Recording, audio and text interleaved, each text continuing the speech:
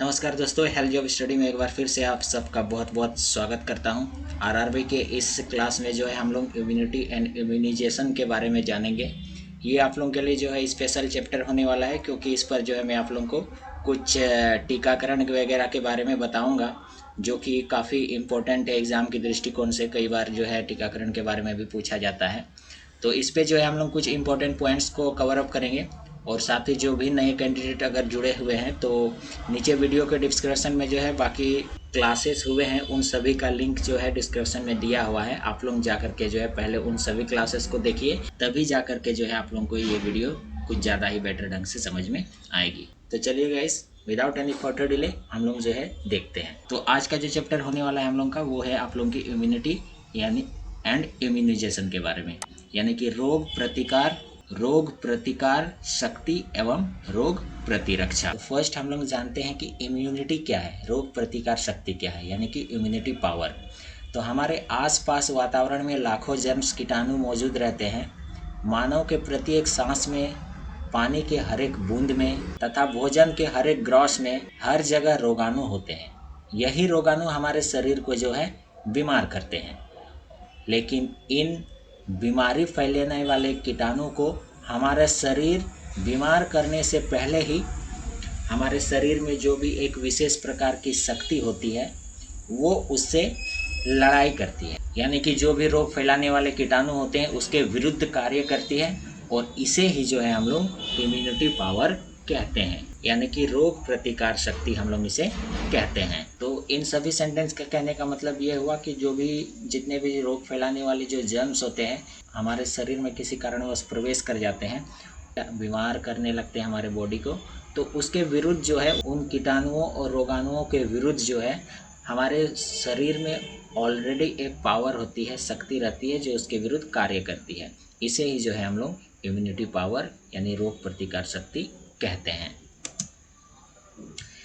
Immunity मानव शरीर को दो तरीकों से रक्षा करता है। पहला जो है नॉन स्पेसिफिक मेथड, यानी कि गैर विशिष्ट विधि। इस विधि में इम्यूनिटी सिस्टम मानव शरीर में रोगाणु को प्रवेश करने से रोकती है, जिसमें कि ये त्वचा, बलगम, सलाइवा व लाइसोसोम इत्यादि का इस्तेमाल करती है। यानी कि नॉन स्पेसिफिक मेथड वाले जो इम्यूनिटी सिस्टम होता है उसमें क्या करता है कि जो भी रोगाणु होते हैं उन्हें शरीर में प्रवेश करने से ही रोकती है। शरीर में प्रवेश करे उसके पहले ही जो है उन रोगाणुओं को रोका जाता है। वो स्किन के माध्यम से हो सकता है, सलाइवा के माध्यम से हो सकता है, बलगम, लाइसोसोम इत्यादि का इस्तेमाल करती है उन जर्म्स को जो है हमारे बॉडी प्रवेश करने से रोकने के लिए। नेक्स्ट सेकंड जो होता है वो होता है स्पेसिफिक मेथड।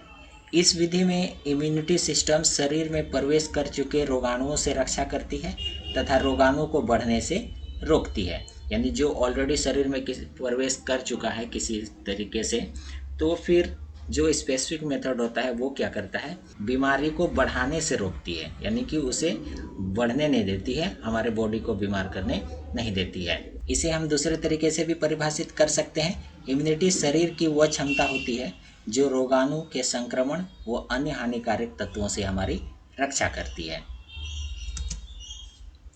नेक्स्ट है इम्यूनिटी पावर को बढ़ाने के कुछ साधारण उपाय। पहला जो है बैलेंस डाइट। इम्यूनिटी सिस्टम को मजबूत करने के लिए रोज संतुलित आहार लेना चाहिए। भोजन में अधिक से अधिक पौष्टिक फल, सब्जी व प्रोटीन युक्त भोजन जैसे कि अंडा, दूध, मांस का सेवन करना चाहिए। वाटर, दिन में कम से कम 8 गिलास पानी पीना चाहिए। उचित मात्रा में पानी पीने से हमारे शरीर का पाचन तंत्र ठीक रहता है तथा शरीर से पानी के अनावश्यक तत्वों को निकाल लेता है। वेट कंट्रोल, आज के समय में मोटापा की समस्या एक गंभीर रूप धारण कर लिया है जो अनेक बीमारियों का कारण भी है। अपनी इम्यूनिटी को बढ़ाने और स्वस्थ रहने के लिए वजन पर नियंत्रण जो है बहुत ही जरूरी है। नेक्स्ट है एक्सरसाइज। नियमित व्यायाम करने से शरीर का वजन नियंत्रण में रहता है तथा इम्यूनिटी पावर बढ़ता है। प्रत्येक दिन व्यायाम करने वाला व्यक्ति बाकी व्यक्ति से 50 से 60% कम बीमार पड़ता है। यहाँ स्पेलिंग में मिस्टेक है दोस्तों, यहाँ प्रत्येक दिन होगा, ठीक है, तो आप लोग इसे पढ़िएगा। प्रतिदिन व्यायाम करने वाला व्यक्ति बाकी व्यक्ति से 50 से 60% कम बीमार पड़ता है। स्लीप यानी कि नींद, अच्छी इम्यूनिटी पावर के लिए जो है भरपूर नींद लेना आवश्यक होता है। एक वयस्क व्यक्ति के लिए प्रत्येक दिन 8 घंटे का नींद भी जरूरी होता है। अगला जो है वो है हेल्थ चेकअप। समय समय पर अपने स्वास्थ्य का परीक्षण करवाते रहना चाहिए। बच्चों को समय पर सभी टीके लगवाने चाहिए। कोई भी दवा डॉक्टर के बिना सलाह से नहीं लेनी चाहिए। Type of immunity. इम्यूनिटी मुख्यतः दो प्रकार के होते हैं। पहला जो होता है वो इननेट और इनबॉर्न इम्यूनिटी। जन्मजात या प्राकृतिक रोग प्रतिकार शक्ति व्यक्ति को अपने माता पिता से विरासत में मिलती है, जो पूरी जिंदगी उसे बीमारी से बचाती है। जैसे डिस्टेम्पर कुत्तों में होने वाली बीमारी है, लेकिन इसे मानव जाति को बचाने के लिए मानव शरीर में जन्मजात इम्यूनिटी पावर होती है। ये बीमारी का एग्जाम्पल दिया गया है दोस्तों। यानी कि इननेट या इनबॉर्न इम्यूनिटी हमें जो है अपने माता पिता से, अपने पेरेंट्स से मिलता है, जो कि पैदा लेते ही हमारे बॉडी में ऑलरेडी मौजूद होता है, और ये हमेशा हमारे जीवन भर जो है बीमारियों से रक्षा करती है। जैसे कि एक एग्जाम्पल भी यहाँ पे दिया हुआ है कि डिस्टेम्पर जो होता है वो कुत्तों में होने वाली बीमारी होती है, और बच्चे जब कुत्तों के साथ जब खेलते हैं तो बच्चों में जो है वो बीमारी नहीं होती है, इसलिए क्योंकि ऑलरेडी जो है इनबॉर्न इम्यूनिटी जो है उस बच्चे में मौजूद होता है, जिससे उस बीमारी से जो है उस बच्चे की रक्षा होती है। सेकेंड जो होता है वो एक्वायर्ड या फिर एडॉप्टेटिव इम्यूनिटी होता है। अधिग्रहण व अनुकूल रोग प्रतिकार बोलते हैं इसको हिंदी में। अब देखते हैं हम लोग इसको बारी बारी से। एक्टिव इम्यूनिटी, जब व्यक्ति स्वयं अपने अंदर रोगों से लड़ने की शक्ति प्राप्त करता है तब वह प्राकृतिक रोग प्रतिकार कहलाता है। जैसे यदि कोई व्यक्ति खसरा, चिकन पॉक्स, पोलियो इत्यादि से पीड़ित होता है, तब शरीर उससे लड़ने के लिए अपने आप ही इम्यूनिटी पावर पैदा हो जाती है। यहाँ शरीर में होगा, ठीक है दोस्तों, यहाँ फिर मैं बता दे रहा हूँ आप लोगों को, ये शरीर में होगा। यानी कि एक्टिव इम्यूनिटी वो इम्यूनिटी होता है जो अगर हम लोगों के शरीर में कोई बीमारी होने वाली होती है तो वो अपने आप ही जो है उसके विरुद्ध में एक शक्ति जनरेट हो जाती है हम लोगों के बॉडी में। वही चीज़ जो होती है वो इम्यूनिटी पावर होती है, एक्टिव इम्यूनिटी पावर जिसे हम लोग कहते हैं। अगला जो होता है दोस्तों वो होता है पैसिव इम्यूनिटी, जिसको हम लोग कृत्रिम रोग प्रतिकारक भी बोलते हैं। कृत्रिम रोग प्रतिकारक शक्ति व्यक्ति के अंदर एंटीबायोटिक दवा तथा इंजेक्शन के माध्यम से विकसित की जाती है। प्राकृतिक यानी एक्टिव होती है, और जो कृत्रिम जो हम लोग इंजेक्शन के थ्रू या किसी अन्य के थ्रू जो है अपने बॉडी में इम्यूनिटी पावर को बढ़ाते हैं, वो जो होता है वो पैसिव इम्यूनिटी, जो रोगों से अल्पकालीन बचाव के लिए दी जाती है। पैसिव इम्यूनिटी से व्यक्ति को तुरंत आराम मिलता है, लेकिन इसके कारण कुछ दुष्प्रभाव भी हो सकते हैं। पैसिव इम्यूनिटी को सांपों का जहर, रेबीज, टेटनस जहर, सैल्मोनेला इत्यादि से विकसित किया जाता है। ठीक है दोस्तों, पैसिव इम्यूनिटी जो होता है वो कृत्रिम होता है, मानव मेड होता है, जिसे जो है इंजेक्शन के माध्यम से, टैबलेट के माध्यम से, ओरली या फिर किसी के माध्यम से जो है हम लोग के बॉडी में हम लोग लेते हैं, जिससे जो है हम लोग की बॉडी जो है किसी खास बीमारी के प्रति जो है वो इम्यूनिटी पावर डेवलप करती है। और जो ऑलरेडी खुद ब खुद अपने आप नेचुरली तरीके से हम लोग के बॉडी में बनता है उसे एक्टिव इम्यूनिटी कहते हैं। नवजातों को अपने माँ के दूध से मिलने वाली इम्यूनिटी भी पैसिव इम्यूनिटी में आती है, जो शिशुओं को अनेक बीमारी से बचाती है। अब देखिए, माँ के दूध में जो है वो माँ के लिए जो है एक्टिव इम्यूनिटी है, लेकिन क्योंकि माँ का दूध एक बच्चा ग्रहण कर रहा है बाहर से, तो इसीलिए जो है बच्चे के लिए जो है वो एक पैसिव इम्यूनिटी कहलाती है। ये सेंटेंस पर जो है आप लोग ध्यान दीजिएगा, ठीक है। एक बार मैं रिपीट कर देता हूँ। नवजातों को अपने माँ के दूध से मिलने वाली इम्यूनिटी भी पैसिव इम्यूनिटी में आती है, जो शिशुओं को अनेक बीमारी से बचाती है। Differences between active and passive immunity. प्रकृति एवं कृत्रिम रोग प्रतिकार में अंतर। एक्टिव इम्यूनिटी, जब व्यक्ति स्वयं अपने अंदर रोगों से लड़ने की शक्ति प्राप्त कर लेता है तो उसे एक्टिव इम्यूनिटी कहते हैं, जबकि जब व्यक्ति दवाओं या इंजेक्शन के माध्यम से इम्यूनिटी पावर विकसित करती है तो उसे पैसिव इम्यूनिटी कहते हैं। एक्टिव इम्यूनिटी शक्ति उत्पन्न होने में समय लगता है, जबकि पैसिव इम्यूनिटी को इंजेक्शन के माध्यम से या अन्य किसी माध्यम से तुरंत ही उत्पन्न किया जा सकता है और ये तुरंत राहत भी देती है। एक्टिव इम्यूनिटी लंबी अवधि तक बनी रहती है, क्योंकि ये नेचुरल रहती है, तो नेचुरल चीज़ लंबा समय तक चलेगा ही। और पैसिव इम्यूनिटी जो है वो अल्पकालीन समय के लिए रहती है, तुरंत राहत तो देती है, लेकिन कुछ समय के बाद ही ये समाप्त भी हो जाती है। वैक्सीनेशन एंड इम्यूनाइजेशंस, टीकाकरण एवं रोग प्रतिरक्षा। टीकाकरण किसी जीव के शरीर में टीका लगाने की प्रक्रिया है। ये टीका या तो इंजेक्शन के द्वारा लगाया जाता है या फिर मौखिक रूप से, जैसे कि पोलियो। इम्यूनाइजेशन यानी रोग प्रतिरक्षा टीकाकरण के बाद की प्रक्रिया होती है जो शरीर में इम्यूनिटी पावर को बढ़ाती है और भविष्य में रोगाणुओं की पहचान कर शरीर को संक्रमित होने से बचाती है। नेशनल इम्यूनाइजेशन प्रोग्राम, राष्ट्रीय टीकाकरण कार्यक्रम। आज विश्व के लगभग सभी देशों द्वारा अपने देश में शिशुओं को घातक बीमारियों से बचाने के लिए टीकाकरण कार्यक्रम चलाए जाते हैं। राष्ट्रीय टीकाकरण कार्यक्रम भारत सरकार द्वारा स्वास्थ्य एवं परिवार कल्याण मंत्रालय द्वारा चलाया जा रहा है। इसके अनुसार भारत में टीकाकरण कार्यक्रम की शुरुआत 1978 से हुई है।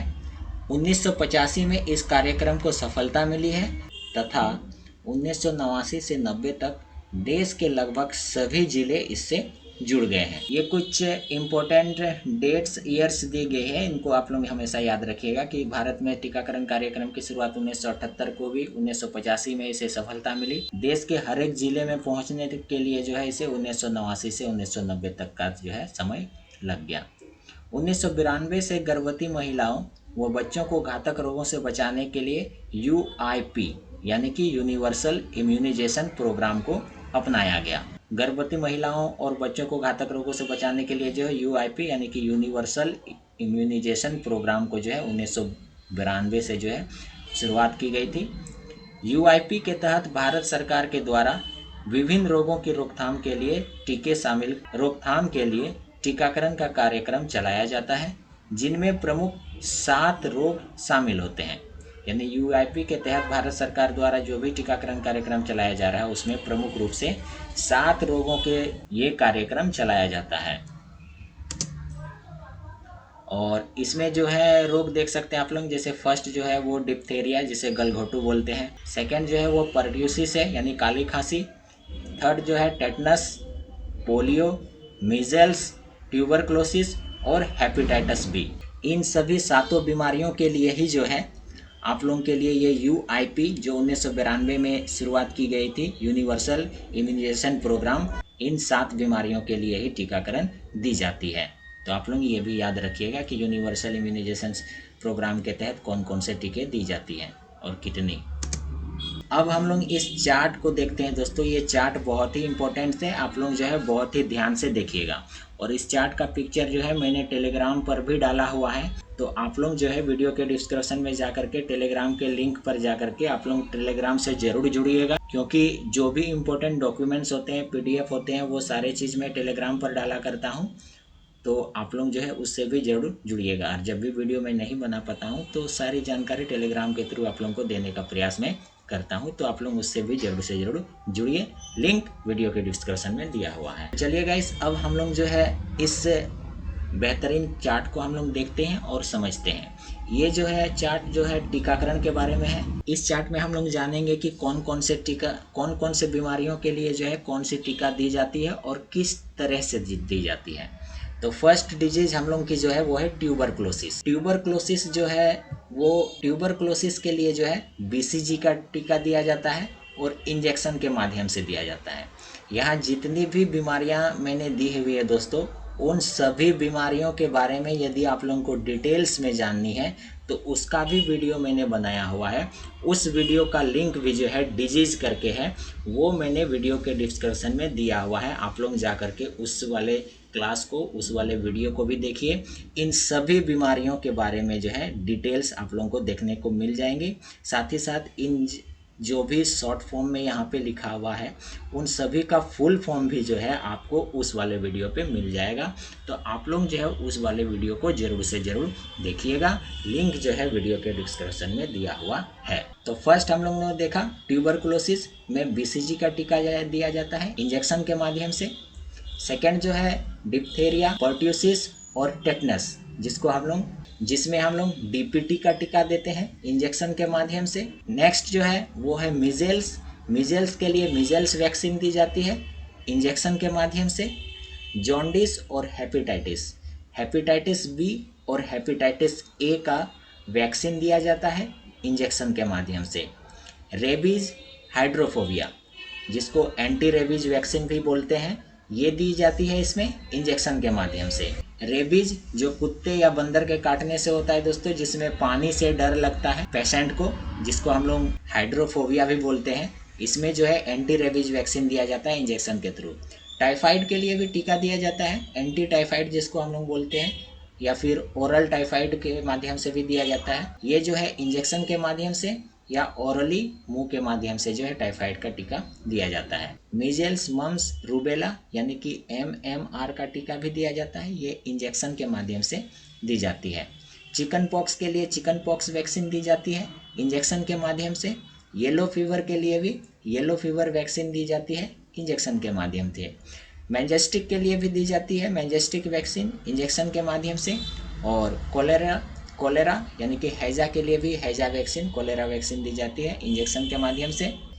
टेटनस के लिए भी TT यानी कि टेटनस टॉक्साइड के वैक्सीन दी जाती है इंजेक्शन के माध्यम से। यहाँ टेटनस ऑक्साइड हो गया दोस्तों, यहाँ पे आप लोग टेटनस टॉक्साइड होता है एक्चुअल में, वो आप लोग ध्यान दीजिएगा। तो ये सारे कुछ डिजीज थे, उनके वैक्सीन थे, और किस तरीके से दिया जाता है उनके कुछ तरीके यहाँ पे मैंने आप लोगों को बताया। एक बार फिर मैं आप लोगों को रिपीट कर देता हूँ कि इन सभी बीमारियों के बारे में डिटेल्स में, मीन्स कि वो कैसे फैलती है, किन कीटाणुओं या बैक्टीरिया वायरस के वजह से होता है, इन सभी के बारे में डिटेल्स में जानने के लिए मैंने वीडियो बनाया हुआ है ऑलरेडी।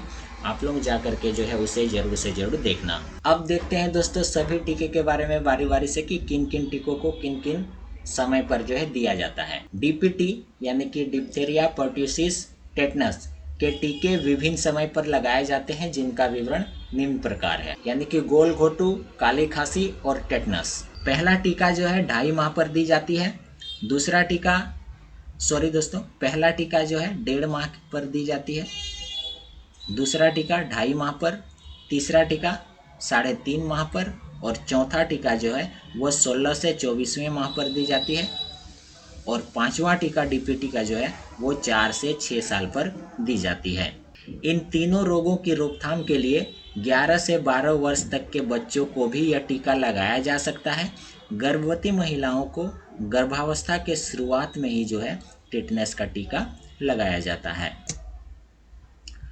पोलियो का टीका राष्ट्रीय टीकाकरण कार्यक्रम के अंतर्गत पोलियो की रोकथाम के लिए प्रत्येक शिशु को पोलियो की 4 खुराक पिलाई जाती है, जिनका विवरण इस प्रकार है। 1.5 माह पर पोलियो की 1 बूंद दी जाती है, 2.5 माह पर पोलियो की 2 बूंद दी जाती है, और 3.5 माह पर पोलियो की 3 बूंद दी जाती है। इसके अलावा 16 से 24वें माह पर या 5 साल तक आप लोग बोल सकते हैं, पोलियो की जो है बूस्टर खुराक दी जाती है 2 बूंद करके। यहाँ एक अलग बीमारी के बारे में नोट्स दे रखा है मैंने। 12 महीने यानी कि 1 साल का होने पर खसरे का टीका भी लगाया जाता है। टाइफाइड का टीका शिशु को इंजेक्शन के द्वारा लगाया जाता है, जबकि वयस्कों में ये टीका कैप्सूल के रूप में दी जाती है। इससे 4 खुराक होती है, जिसमें से पहलेवें दिन, तीसरे दिन, 5वें दिन एवं 7वें दिन दिया जाता है। ये वयस्क के लिए है, ठीक है। शिशु को तो एक बार इंजेक्शन दिया जाता है, बाकी वयस्क को जो है 4 खुराक दी जाती है टाइफाइड की, जो कि वे पहलेवें दिन खाते हैं, तीसरे दिन खाते हैं, फिर 5वें और 7वें दिन जो है वे कैप्सूल को लेते हैं। टाइफाइड के टीका को 6 वर्ष से कम उम्र के बच्चों में नहीं दिया जाता है, यानी टाइफाइड का मौखिक टीका ओरली, ठीक है। 6 वर्ष से अगर कम है तो उन्हें ओरली जो है ये टाइफाइड का टीका नहीं दिया जाता है, उन्हें इंजेक्शन के थ्रू ही दिया जाता है। बाकी 6 साल से ऊपर अगर हो जाते हैं तो उनको जो है ओरल वाला टीका जो होता है टाइफाइड का वो भी दिया जा सकता है। गर्भवती महिलाओं एवं बच्चों को विभिन्न रोगों से बचाव हेतु राष्ट्रीय टीकाकरण के अंतर्गत गर्भवती महिलाओं एवं बच्चों को विभिन्न रोगों से बचाव हेतु राष्ट्रीय टीकाकरण के अंतर्गत निम्न टीका दी जाती है। गर्भ के समय जितना जल्दी हो सके टेटनस 1 का टीका दिया जाता है, और टेटनस के 1 महीने के बाद फिर से टेटनस 2 का टीका दिया जाता है। अब बच्चों के लिए कुछ स्पेशल टीके हैं, जैसे कि जन्म के समय जो है BCG का टीका दिया जाता है। BCG बेसिलस क्लाइमेट ग्यूरिन इसका फुल फॉर्म होता है। 1.5 महीने पे जो है बच्चों को डीपीटी का टीका, 1.5 महीने पर बच्चों को डीपीटी का टीका और पोलियो की 1 बूंद दी जाती है। 2.5 महीने में डीपीटी 2 का टीका प्लस पोलियो की 2 बूंद दी जाती है और 3.5 महीने में बच्चों को जो है डीपीटी 3 का टीका प्लस पोलियो की 3 बूंद दी जाती है। 9 से 12 महीने में बच्चे को खसरे का 1 टीका प्लस विटामिन ए की घोल की पहली खुराक और बाद में हर 6 महीने के बाद जो है विटामिन ए की घोल दी जाती है। 16 से 24वें महीने में डीपीटी प्लस पोलियो का बूस्टर खुराक 2 बूंद दी जाती है। 5 से 6 साल में डीपीटी का टीका लगाया जाता है फिर से बूस्टर के रूप में, और कभी कभी 10 साल तथा 16 साल में भी जो है डीपीटी का टीका लगाया जाता है। अब हम लोग देखते हैं पेंटावेलेंट वैक्सीन। 2015 से देश में बच्चों को 5 जानलेवा रोगों से बचाने वाली पेंटावेलेंट वैक्सीन की शुरुआत की गई जो निम्न रोगों से बचाती है। पहला जो है haemophilus influenza type B, pertussis, tetanus, hepatitis B और डिप्थेरिया। यानी कि 2015 से जो है पेंटावेलेंट वैक्सीन की शुरुआत की गई। पेंटावेलेंट इसे इसलिए कहा गया क्योंकि इसमें कुल 5 रोगों से बचाव के लिए जो है टीका दी जाती है। 2015 में गाइस से पेंटावेलेंट वैक्सीन की शुरुआत की गई थी और पेंटावेलेंट इसे इसलिए कहा गया जाता है क्योंकि इसमें 5 जानलेवा रोगों से बचाव के लिए टीके दिए जाते हैं। और इनमें जो बीमारियां शामिल की गई हैं एक बार फिर से रिपीट कर देता हूं। Haemophilus influenza type B, pertussis, tetanus, hepatitis B और डिप्थेरिया। इन 5 रोगों के लिए एक ही इंजेक्शन 0.5 ml दिया जाता है। ये इंजेक्शन बच्चों को 6, 10 एवं 14 हफ्तों पर लगाता है। पेंटावेलेंट वैक्सीन आने पर अब बच्चों को 9 के बजाय केवल 6 टीके ही लगेंगे। पेंटावेलेंट वैक्सीन को 2 से 8 डिग्री सेल्सियस के तापमान पर रखा जाता है क्योंकि जम जाने पर यह टीका बेअसर हो जाता है, इसलिए इसकी सुरक्षा के लिए कोल्ड चेन की व्यवस्था की जाती है। तो दोस्तों यहाँ पे बोला गया है कि इन सभी 5 बीमारियों के लिए जो है सिर्फ एक ही इंजेक्शन दिया जाता है जो 0.5 ml के होता है। अब ये इंजेक्शन बच्चों को 6, 10 एवं 14 हफ्तों पर ही लगाया जाता है और क्योंकि 5 बीमारियों के लिए एक ही टीका दिया जाता है इसलिए जो 9 टीके पड़ते थे बच्चों को वो घट करके अब जो है 6 टीके हो गए हैं। और पेंटावेलेंट वैक्सीन जो होता है उसको एक खास टेम्परेचर जो कि 2 से 8 डिग्री सेल्सियस में ही रखा जाता है। इससे कम होने पर वो जम जाता है और जमने के बाद जो है ये टीका बेअसर हो जाता है, या फिर इससे अधिक गर्म भी हो जाने से जो है ये उतनी काम नहीं करती है। इसीलिए इसकी व्यवस्था जो है कोल्ड चेन में रखी जाती है ताकि ये जो इसकी रिक्वायर्ड टेम्परेचर है उस पर ये बने रहे और टीका बर्बाद या बेअसर ना हो। टीकाकरण के कुछ साइड इफ़ेक्ट, यानी जो टीकाकरण हम लोग अपनाते हैं उसके कुछ साइड इफ़ेक्ट भी होते हैं, जैसे कि तेज़ या हल्का बुखार हो सकता है, इंजेक्शन वाले जगह में लाल धब्बे पड़ सकते हैं, एलर्जी हो सकता है और कुछ बच्चों को जो है डायरिया जैसी समस्याएं जैसे उल्टी दस्त होने लगता है। और इंजेक्शन के स्थान पर जो है बच्चे को दर्द होता है इसलिए वे लगातार रो भी सकते हैं और बच्चों में जो है थोड़ा सा चिड़चिड़ापन हो जाता है। तो ये टीकाकरण के कुछ साइड इफ़ेक्ट होते हैं। तो ये था कुछ दोस्तों इम्यूनिटी और इम्यूनाइजेशन से रिलेटेड कुछ बहुत ही महत्वपूर्ण पॉइंट्स। तो दोस्तों जो भी नए कैंडिडेट हैं उनको मैं बता दूं कि आरआरबी क्लासेस जो है यूँ ही कंटिन्यू चलती रहेगी। मैं आप लोगों के लिए टाइम टू टाइम सिलेबस के अनुसार नई चैप्टर लाते रहूँगा और साथ ही साथ क्वेश्चंस वगैरह एमसीक्यू जो होते हैं वो भी मैं आप लोगों को कराऊँगा। तो जो भी नए कैंडिडेट है चैनल को जरूर सब्सक्राइब कीजिएगा और जो ऑलरेडी बने हुए हैं वीडियो को लाइक शेयर जरूर कीजिएगा। तो फिर मिलते हैं एक नए चैप्टर एक नए वीडियो के साथ। तब तक के लिए आप सबका बहुत बहुत धन्यवाद।